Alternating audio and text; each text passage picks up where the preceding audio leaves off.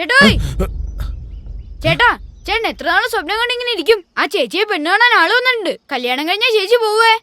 ഇപ്പോഴാണോ പറയുന്നേ? രതിയെ പെണ്ണ് കാണാൻ വന്നതോ? രണ്ടിലൊന്നും എനിക്കിന്ന് അറിഞ്ഞേ പറ്റൂ. അങ്ങനെ വിട്ടാ പറ്റില്ലല്ലോ. നീ ഇതുവരെ ഒരുങ്ങിയില്ലേ? വേഗം ഒരുങ്ങി ഇറങ്ങിയ. നിന്റെ ഈ മോന്തയം വെച്ച് അവന്റെ അടുത്തേക്ക് ചെല്ലണ്ട. ഇപ്പൊ അതിന് മാത്രം എന്താ ഉണ്ടായേ?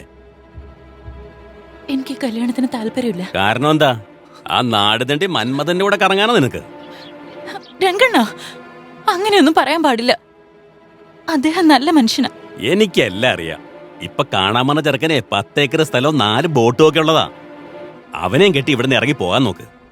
അദ്ദേഹം എന്നെ ഒരുപാട് ഇഷ്ടപ്പെടുന്നുണ്ട്. ആ നിർത്തടി.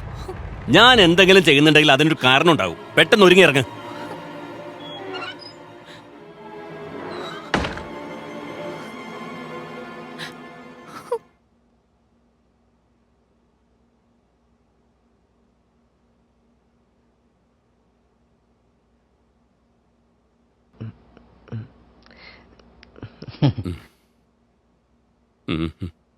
ആ എടുക്ക് എടുക്കെടുക്ക്.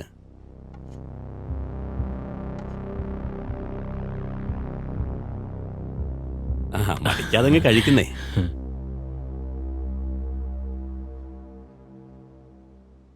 ഈ മന്മഥന്റെ സൈക്കിൾ ഇവിടെ ഇരിക്കുന്ന എന്താ?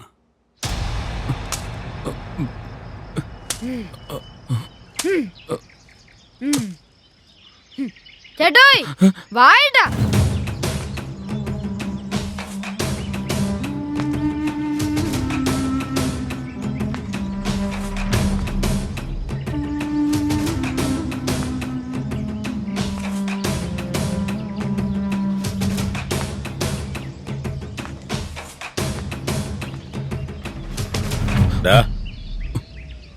എന്നെപ്പറ്റി നീ എന്താടാ വിചാരിച്ചു വെച്ചേക്കുന്നേ? പെണ്ണിനെ വീട്ടിൽ നിന്ന് ഇറക്കിക്കൊണ്ടുപോയി കല്യാണം കഴിക്കാൻ ഇഷ്ടമല്ല. പക്ഷെ എന്ത് ചെയ്യാനാ? രംഗനാഥന്റെ പെങ്ങള് രതിയെ എനിക്ക് ഒരുപാട് ഇഷ്ടമാണ്. എന്റെ ജീവനേക്കാൾ ഇഷ്ടം എനിക്ക് അവളെ. രംഗനി കാര്യമൊക്കെ അറിയാവുന്നോണ്ടാ നിന്നെപ്പോലൊരു മണഗുണാഞ്ചനെ കൊണ്ട് അവളെ കെട്ടിക്കാൻ നോക്കുന്നേ. നിന്റെ അവസാനത്തെ ദിവസം എന്ന്. ചേട്ടാ, പറയേണ്ട കാര്യം പറയ്. കാര്യം എന്താന്ന് വെച്ചാ, രതി എന്റെ പെണ്ണാന്നോർത്തോ. രതി വതി എന്നൊക്കെ പറഞ്ഞ് ഇനി വഴിക്കെങ്ങാനും വന്നാലുണ്ടല്ലോ, വല്ല ചാക്കിലും കെട്ടി നിന്നെ കെട്ടി താഴ്ത്തു ഞാൻ. ഒരാളും ഇതറിയരുത്. ചേട്ടാ, ഇയാളിവിടെ കെട്ടിട്ടിട്ട് വലിയ കാര്യമൊന്നുമില്ലല്ലോ. ആ ശരിയല്ലേ? അഴിച്ചു വിടറ. അവൻ എന്റെ പെണ്ണിനെ കെട്ടാൻ വന്നേക്കുന്നു. ശാപം.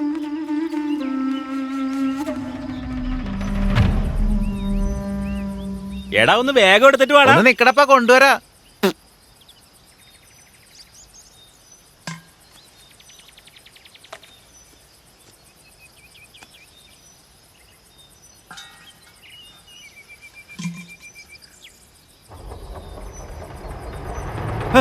ഗണേശത്തിന് ഒരു ശവം കിടക്കുന്നുണ്ടോ?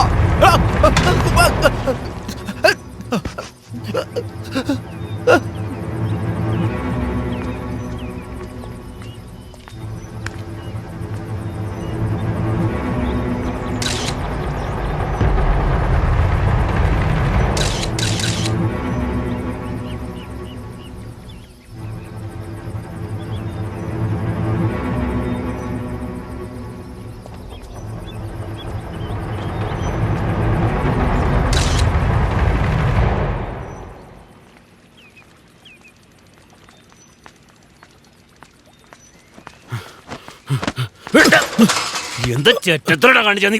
പാവത്തിനെ കൊന്നു കളഞ്ഞാ നീ. രംഗ, നിനക്കെന്താ പ്രാന്ത് പിടിച്ചോ? ഞാൻ ആരും കൊന്നിട്ടൊന്നുമില്ല. മിണ്ടരുത്. എനിക്കെല്ലാം അറിയടാ. വീടിന്റെ അടുത്ത് നിന്റെ സൈക്കിൾ കണ്ടപ്പോ തോന്നി നീ എന്തെങ്കിലുമൊക്കെ ചെയ്തു കൂട്ടുമെന്ന്. നിനക്കെന്താ കെട്ടുവിട്ടില്ലേ? രതിക്ക് കല്യാണത്തിന് ഇഷ്ടമല്ലെങ്കിലും അവളെ കൊണ്ട് കല്യാണം കഴിപ്പിച്ച് അവളുടെ ജീവിതം തുലയ്ക്കുന്ന നീയാ. ആദ്യം അവളുടെ മനസ്സ് കാണാൻ നോക്കടാ, എന്നിട്ട് വാ എന്റെ അടുത്തേക്ക്. കണ്ണിച്ചോരയില്ല നിനക്ക്. എന്റെ പെങ്ങളുടെ കല്യാണം ഞാൻ നടത്തൂടാ. ഒരിക്കലും നിനക്ക് തരില്ല. അതെന്താന്നാ ചോദിച്ചേ? എനിക്കെന്ത് കുറവാ ഉള്ളേ? എല്ലാത്തിനും ഓരോ കാരണങ്ങളുണ്ട്. അതെല്ലാം ഇപ്പൊ പറയാൻ പറ്റില്ല.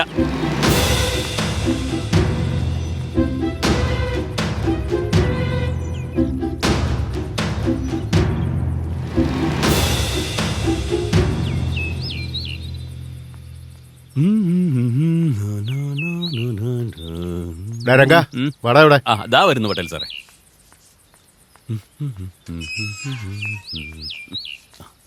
പറയൂ പട്ടേൽ സാറേ.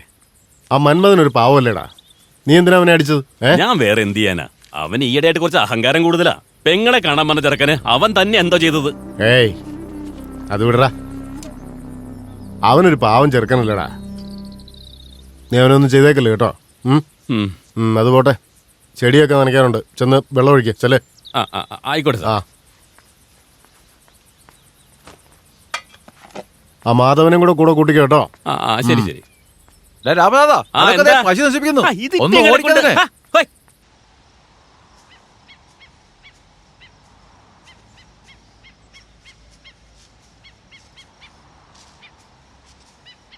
രതി ഒന്ന് നിന്ന്, ഞാൻ പറയുന്ന കേക്ക്.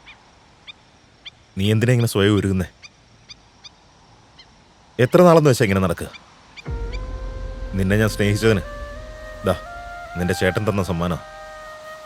ഇതൊരു വേദനയൊന്നുമല്ല. ഇനി ഇതുപോലെ എന്തൊക്കെ ഉണ്ടായാലും ഞാൻ സഹിച്ചോളാം. ഞാൻ ചാവുന്നവരെ നിന്റെ കണ്ണീന്ന് ഒരു തുള്ളി കണ്ണീര് വീഴാൻ ഞാൻ സമ്മതിക്കില്ല. ഇത്തവണെങ്കിലും മനസ്സ് പറയുന്ന കേക്ക്.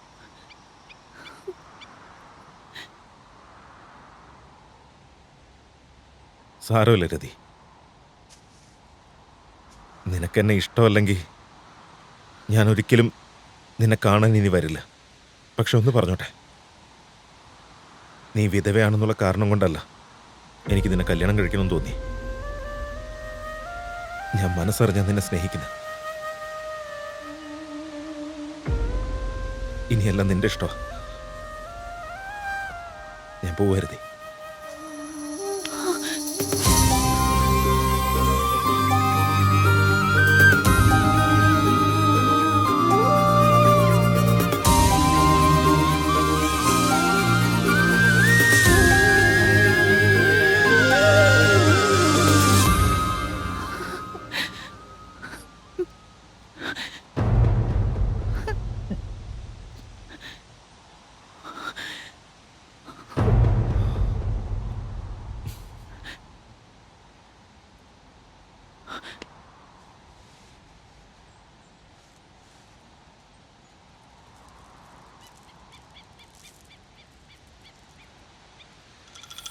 ചിറക് വിരിയ സ്വപ്നങ്ങൾ നിശബ്ദമാം ഓർമ്മയിൽ ഗഹനമാം സ്വരമയിൽ മനം മന്ത്രിക്കും.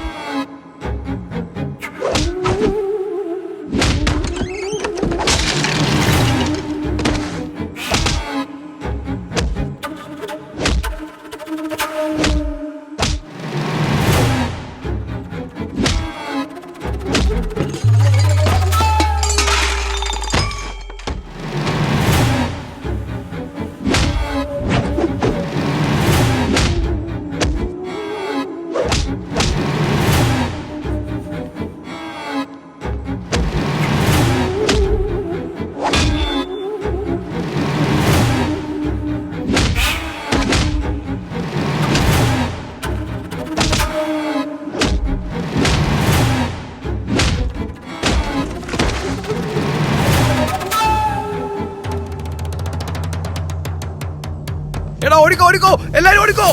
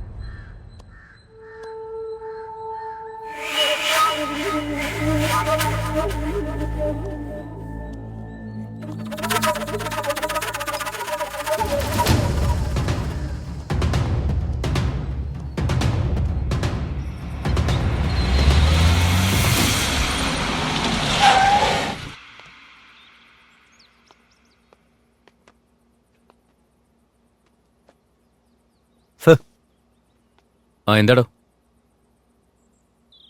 സാർ ഇവിടെ മന്മഥൻ എന്നൊരാളില്ലേ അയാളിപ്പോ എവിടെയാ? അതെ, ഇവിടെ മന്മഥൻ എന്ന് പറഞ്ഞ ആരുമില്ല. ഉള്ളതീ ഞാൻ മാത്രമാ. ഞാനാണ് പോസ്റ്റ്മാൻ മഞ്ജുനാഥ്. പിരിവെട്ടി പ്രാന്തിയേറി നിൽക്കുന്ന കണ്ടില്ലേ? എന്ത് ചെയ്യാനാ, ട്രാൻസ്ഫർ എന്ന് പറഞ്ഞ് എന്നെ ഈ പട്ടിക്കാട്ടി കൊണ്ടിട്ടിരിക്കുക. ഇവിടെ പോസ്റ്റ്മാൻ ആവുന്നേക്കാളും ഭേദം എന്റെ നാട്ടിൽ വല്ല പോസ്റ്റ്മോർട്ടത്തിന്റെ പണി ചെയ്ത് ജീവിക്കുന്നതാ. അതെ അതെ, ഒന്ന് നിന്നേ. താനയാളുടെ പേരെന്തെന്നാ പറഞ്ഞേ? സാർ മന്മഥൻ. മന്മഥൻ? ആ പേരിൽ ഇവിടെ പണ്ടൊരു പോസ്റ്റ്മാൻ ഉണ്ടായിരുന്നു. അയാൾ ഈ നാട് വിട്ടു പോയതുകൊണ്ടാണല്ലോ എന്നെ പിടിച്ച് നരകത്തിക്കൊണ്ടിട്ടേക്കുന്നത്. നാട് വിട്ടുപോയെന്നോ?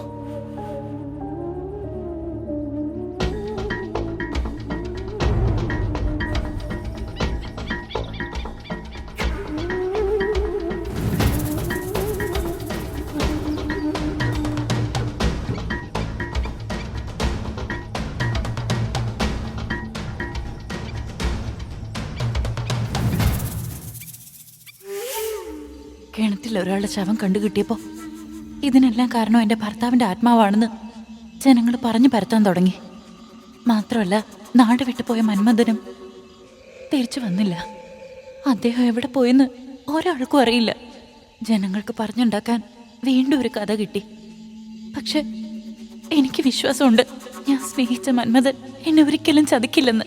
അദ്ദേഹം തിരിച്ചു വരും. അതുവരെ ഞാൻ അദ്ദേഹത്തിനായി കാത്തിരിക്കും.